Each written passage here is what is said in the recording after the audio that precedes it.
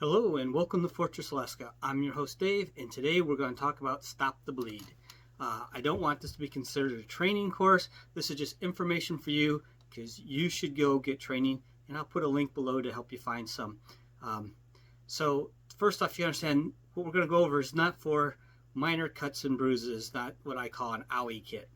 We're going to talk here about for serious first aid bleeding, the type of bleeding that once you stop it and get it under control, your next goal is to get the person to the hospital so that a doctor can fix them up properly. So there are bare basics to keep the kit small because you don't want to carry around a lot. If it's big, you're not going to take it with you.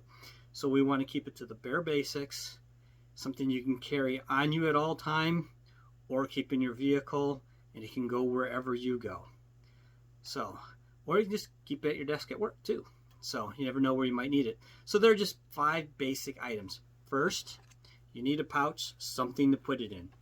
This is actually called an IFAK, Individual First Aid Kit. This is the one I got. You can get whatever you want, just something to put it in.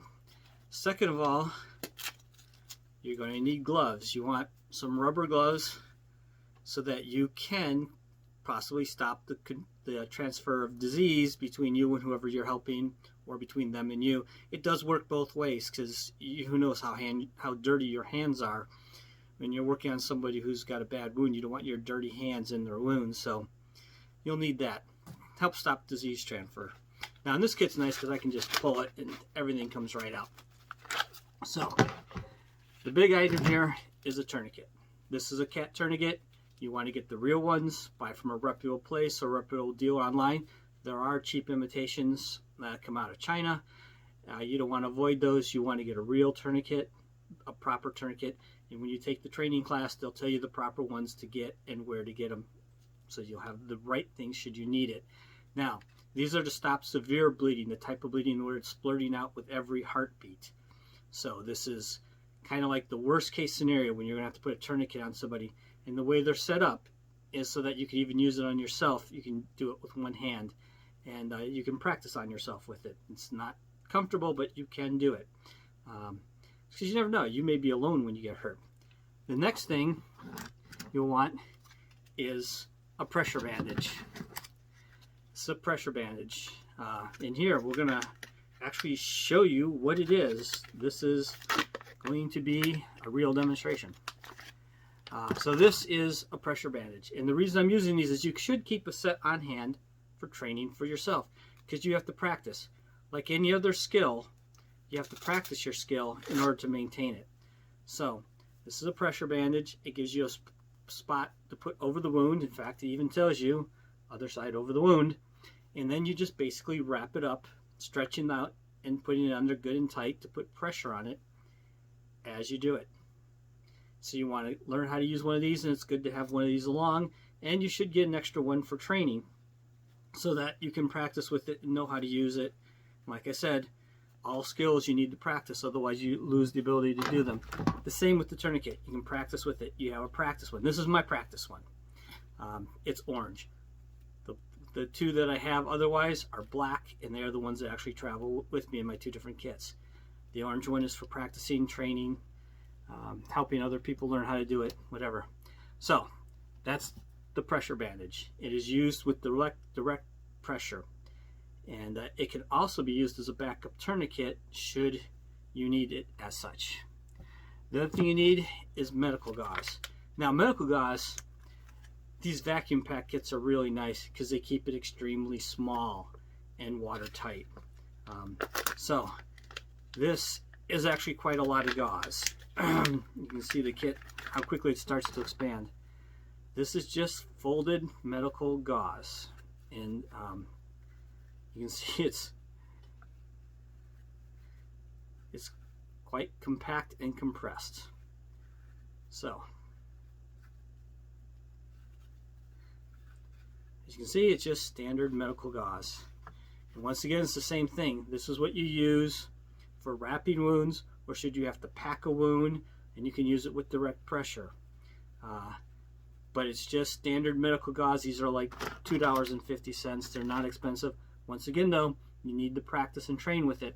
but I also wanted to show you how they come so you can see how they all fit in the kit when we started. Now, there are additional items you might want to have, but you may not need. One of them would be trauma shears. Trauma shears are nice to have if you don't always carry something to cut. I always have at least 2 knives on me and 1 small set of scissors because it's part of my knife. So trauma shears are not really needed for me because I always have something to cut with. And trauma shears are used to cut away the clothing or anything else you should need to cut away. Or if you need to cut the gauze or something else, you have them with you. So like I said, for me, it's kind of a moot point because I always have something with which to cut. But if you need trauma shears, get trauma shears. Another nice to have is quick clot gauze. Basically, it's gauze like this, only it has a chemical treatment to it to help it stop the bleeding. It'll actually stop bleeding quite a bit faster than standard gauze will. It is significantly more expensive than standard gauze. They both do the same thing, but one works faster than the other. And that one I'm not going to pull apart simply because it is a chemically treated thing. Basically, it's just gauze with a chemical in it, so you really can't see much difference. So you want to invest in training set of gears so that you can have the stuff handy and use it to practice. I'm going to say that probably too many times. I'll sound like a broken record again, but you have to practice a skill to maintain the skill. You can't just take the class once and then you're good. Just every now and then you need to practice with the things and remember how to use them. And there's even a proper way to fold a tourniquet so that it's ready when you need it. So you should seek out a Stop the Bleed training class. Now these are very simple classes. Like I said, there's really only 5 things that are covered here. And the classes are generally only 2 hours long in the evening, so they're not an imposition. It's not an all-day event or multi-day event. It is a very simple 2-hour class that they actually recommend you take every 6 months or so as a refresher course. So it is something that they really want you to understand and do. The classes are almost always free, so there's not even an issue of cost. The only thing you're really buying is the stuff you need for yourself once you're ready to go. And really, the tourniquet's the most expensive item at $35 about. Everything else is just a couple bucks. So there's really not that much to spend, but the class would be free. Also, like I said before, my 13-year-old son went with me to the training class because he's of that age that I thought it was good. My daughter I thought was too young still for the class. I don't think she'd be able to do it. I even think she probably lacks the strength to properly set a tourniquet. So you can determine if your child is old enough, and if you're not sure, you can talk to the instructor and try to find out if your child's at a good age for the class. The only other things I can say is, once again, please seek out training, and I'll provide a link below. Also, thank you for watching. Please support me on Patreon. You can. I have a Facebook page up now. You can find that, and somewhere on the screen there's on the home screen for my page there will be a Facebook link to get there. So thank you for watching. I hope you enjoyed. I hope you learned something. And remember, get some basic medical training and then practice that skill. It is a skill. It must be practiced. Thank you for watching again. Have a nice day.